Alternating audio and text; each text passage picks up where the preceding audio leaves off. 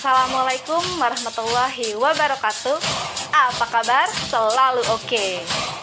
Perkenalkan, saya Sri Wulandina, Mitra Bisnis PT Duta Elok Persada dari Tasikmalaya, sekaligus leader diamond dari jaringan PT. Desa, kampung, atau pinggiran kota seringkali diidentikan sebagai tempat tertinggal.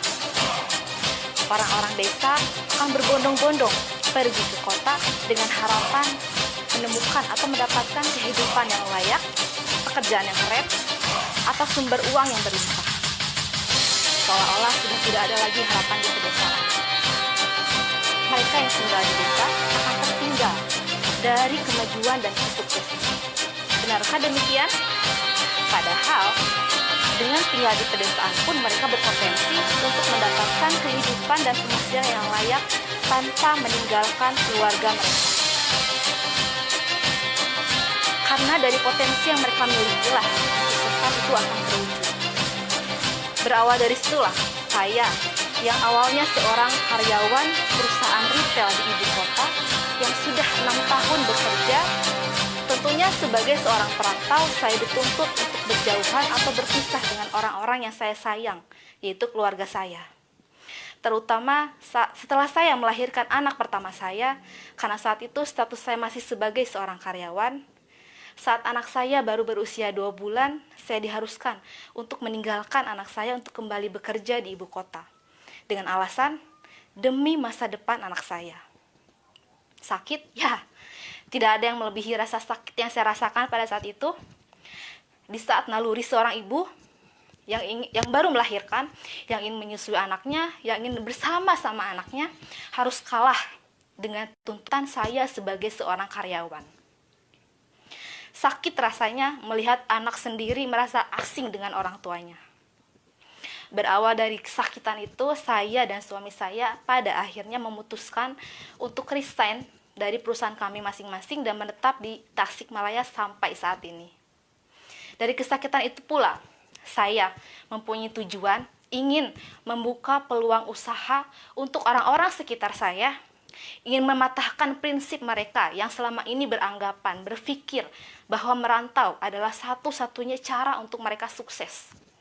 Dengan membuktikan bahwa saya dengan tetap tinggal di desa, membangun bisnis di desa, bisa sukses dan bisa mempunyai kehidupan, penghasilan yang tidak kalah dengan orang-orang yang berada di kota sana. Itulah teman-teman motivasi atau dorongan terbesar saya yang memaksa saya harus sukses di bisnis ini. Saya ingin mendapat kebebasan waktu agar selalu bisa mendampingi anak saya, melihat tumbuh kembang anak saya yang tidak mungkin bisa saya ulang. Ingin mendapat kebebasan finansial, membahagiakan keluarga orang-orang yang saya sayang, memberikan fasilitas terbaik untuk masa depan anak saya tanpa meninggalkan mereka, tanpa kehilangan waktu bersama mereka.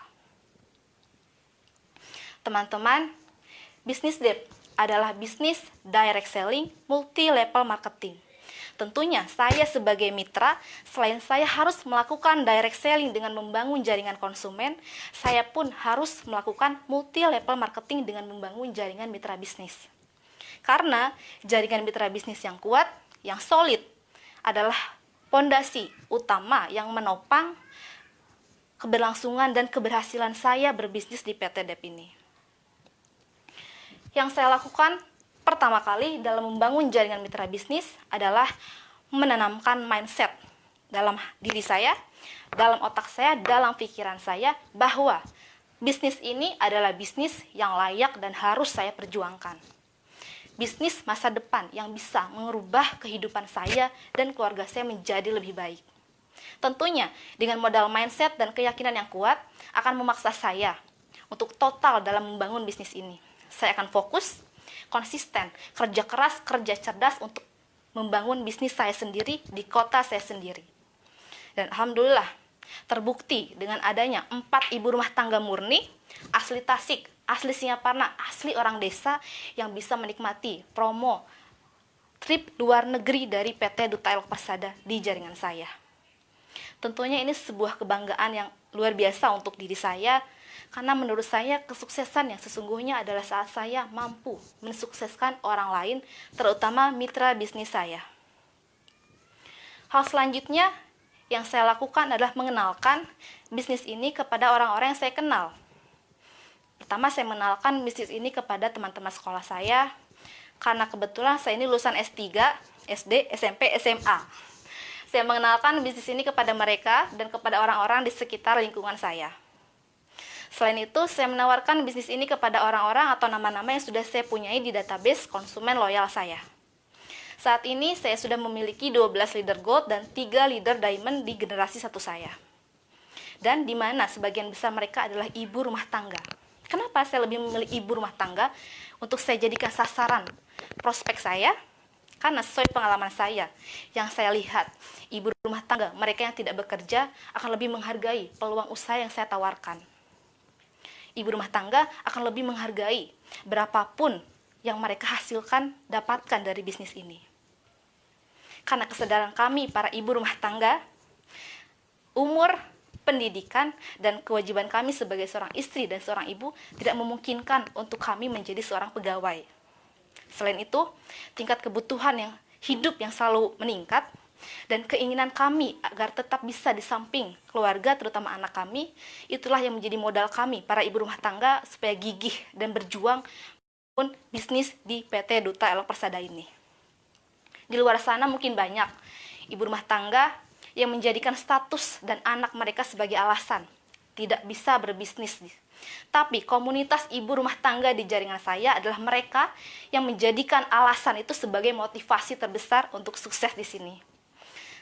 Hingga saya berjanji dan berkomitmen kepada diri saya sendiri akan selalu mendampingi, akan selalu ada, akan membekali jaringan-jaringan saya, menemani mereka saat berproses sampai mereka mendapatkan hasil yang mereka inginkan dari bisnis ini. Dari data konsumen yang saya miliki, tidak sedikit mereka yang dengan bersedia, dengan sendirinya menawarkan diri untuk bergabung bersama saya, bermitra di PT Duta Elok Persada, karena mereka sudah merasakan fakta manfaat produk, mereka sudah yakin terhadap saya, terhadap bisnis ini. Dan tidak sedikit pula yang saya lakukan proses sponsorisasi. Pada saat melakukan proses sponsorisasi ini, tentunya saya harus mau dan mampu mengenali atau mempelajari target area calon mitra bisnis saya.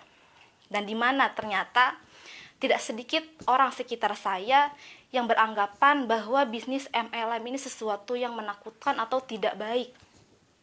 Nah, ini merupakan tantangan terbesar bagi saya dan suami saya, bagaimana cara saya mengubah pandangan mereka terhadap bisnis MLM yang tadinya mereka takut, bahkan trauma mungkin, menjadi yakin mau bergabung bersama saya dan fokus di bisnis ini. Setelah saya mencari informasi lebih dalam lagi, ternyata hal yang mereka takut, hal yang membuat mereka trauma terhadap MLM adalah pengalaman yang kurang baik dari bisnis yang sebelumnya mereka jalani, yang mereka yakini bahwa itu adalah bisnis MLM. Dan setelah saya telah lagi lebih dalam lagi, ternyata bisnis yang sebelumnya mereka jalani itu bukan MLM, teman-teman, tapi money game. Karena pada saat itu sedang viral sekali di daerah saya, muncul bisnis baru dengan sistem money game, dibalut dengan agama, ditelan oleh orang-orang awam.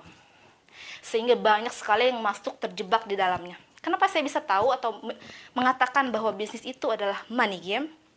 Karena saya dan suami saya pernah menjadi sasaran prospek mereka pada saat itu. Pada saat itu saya dan suami saya didatangi oleh leader-leader dari bisnis itu. Mereka datang ke rumah kami dan memprospek dan mengajak kami untuk masuk di bisnis mereka. Tapi yang saya herankan, yang saya anehkan, pada saat mereka memprospek kami, bukan legalitas perusahaan yang mereka sampaikan, bukan profil perusahaan yang mereka jelaskan, bukan legalitas produk yang mereka jelaskan, bukan fakta manfaat produk yang mereka sampaikan, tapi yang mereka sampaikan hanya seperti ini. Pokoknya kalau kalian join di bisnis ini pastinya kalian sukses deh, karena kalian kan udah punya banyak tuh jaringan di Amorea. Pastinya nanti jaringan kalian akan mengikuti langkah kalian bergabung di bisnis ini. Pokoknya kalau kalian join pasti bisa dapat mobil, dapat rumah. Nanti kalian setelah join udah nggak usah jualan, nggak usah order produk lagi, pokoknya tinggal merekrut saja. Waduh, ada bisnis seperti ini ya, bisnis yang tidak perlu jualan. Terus dari mana sumber penghasilan kami sebagai mitra bisnisnya? Jelas sekali, ini adalah salah satu ciri dari bisnis money game, di mana mereka hanya beraktivitas merekrut, dan hanya memutar uang dari uang pendaftaran mitra-mitra bisnisnya. Tentunya sangat berbeda sekali dengan bisnis debt ya teman-teman, di mana bisnis debt 100% penghasilan kita, bonus kita dihasilkan dari aktivitas penjualan produk. Akhirnya saya tahu, oh ternyata ini yang membuat orang-orang sekitar saya trauma dan malah takut akan berhubungan kembali dengan bisnis MLM, karena mereka meyakini bahwa MLM itu ya seperti itu, aktivitasnya hanya merekrut saja. Sehingga banyak sekali yang bilang saat saya tawarkan bisnisnya, MLM ya males, kemarin juga cuma disuruh ngerekrut terus, udah biaya daftarnya mahal, kerjanya cuma ngerekrut doang. Nah, di situ saya dan suami saya mulai sepakat. Saat ini kita fokus untuk mengedukasi mereka dulu. Mengedukasi bahwa MLM yang murni dan money game adalah dua hal yang sangat berbeda. Kami di situ mulai fokus posting di WhatsApp, karena kami kebanyakan datanya itu kan database konsumen ada di WhatsApp. Kita fokus memposting ciri-ciri money game seperti apa, ciri-ciri MLM yang murni itu seperti apa, dan perbedaan-perbedaan antara mereka. Dan kami pun memposting tentang keunggulan-keunggulan atau kelebihan-kelebihan dari bisnis debt. Bahwa bisnis debt adalah bisnis yang legal, dilindungi undang-undang, legalitasnya lengkap, bahkan sekarang sudah termasuk dalam penjualan langsung berjenjang syariah dan sudah mendapatkan sertifikat dari Dewan Syariah Nasional Majelis Ulama Indonesia. Itu yang menjadi senjata saya pada saat itu. Setelah saya terus mengedukasi mereka, akhirnya alhamdulillah tidak sedikit dan banyak mereka yang mulai terbuka matanya, mulai sadar bahwa bisnis yang mereka jalani sebelumnya itu bukan MLM tapi money game. Setelah saya berhasil meyakinkan mereka, saya pun bisa mengedukasi agar mereka untuk kedepannya bisa lebih pintar, bisa lebih jeli dalam menentukan bisnis apa yang akan mereka jalani, apapun itu. Setelah saya meyakinkan mereka, saya menanamkan personal branding di sini. Personal branding yang saya lakukan lebih ke memposting pencapaian-pencapaian saya yang saya dapatkan dari bisnis ini.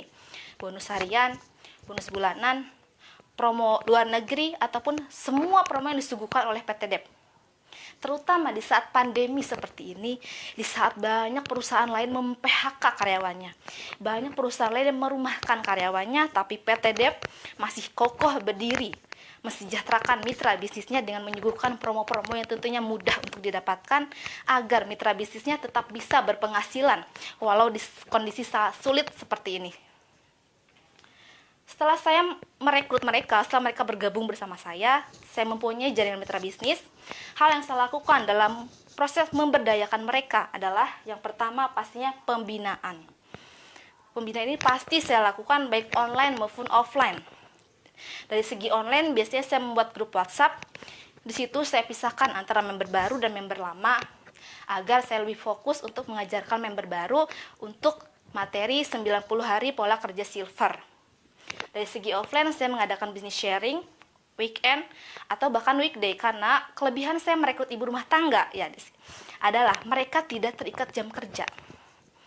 Mereka tidak harus selalu menunggu weekend untuk bisa belajar bareng, ngumpul bareng. Itulah kenapa saya memilih ibu rumah tangga, karena mereka waktunya lebih fleksibel. Selanjutnya, saya selalu berusaha sebisa mungkin menjadi upline yang siaga. Kapanpun, anytime, jaringan saya, terutama generasi satu saya membutuhkan saya, baik itu untuk pembinaan maupun pendampingan, saya mengusahakan selalu bisa. Saat generasi satu saya meminta saya mendampingi sebagai advisor dalam pola ABC, atau mendampingi mereka dalam home demo, home sharing, saya selalu usahakan bisa. Ataupun saat diminta oleh generasi satu saya menjadi pemateri atau untuk sekedar mengamati saat mereka mengadakan bisnis sharing mandiri. Selanjutnya, saya selalu mengadakan atau melakukan komunikasi atau interaksi secara intens dengan jaringan saya, terutama generasi satu saya. Dengan cara apa? Dengan cara saya selalu bertemu mereka atau mengajak mereka kumpul di luar membahas bisnis. Artinya saya saat mengajak mereka kumpul itu bukan hanya untuk bisnis sharing, bukan hanya untuk home demo, jadi sekedar untuk main bareng atau jalan-jalan bareng atau makan bareng. Seperti itu. Itu akan menumbuhkan rasa kekeluargaan, chemistry antara kami. Sesuai dengan tagline PT Dep, it's not just a business, it's family. Itu pun saya tanamkan di jaringan saya. Akhirnya dengan komunikasi yang intens, saya pun lebih senang mengunjungi jaringan saya satu persatu ke rumah mereka. Karena dengan seperti itu, saya bisa lebih memahami dan mendalami kehidupan atau karakter mereka masing-masing. Karena ini namanya bisnis manusia tentunya. Jaringan saya ini banyak manusia atau orang-orang dengan berbeda-beda karakter.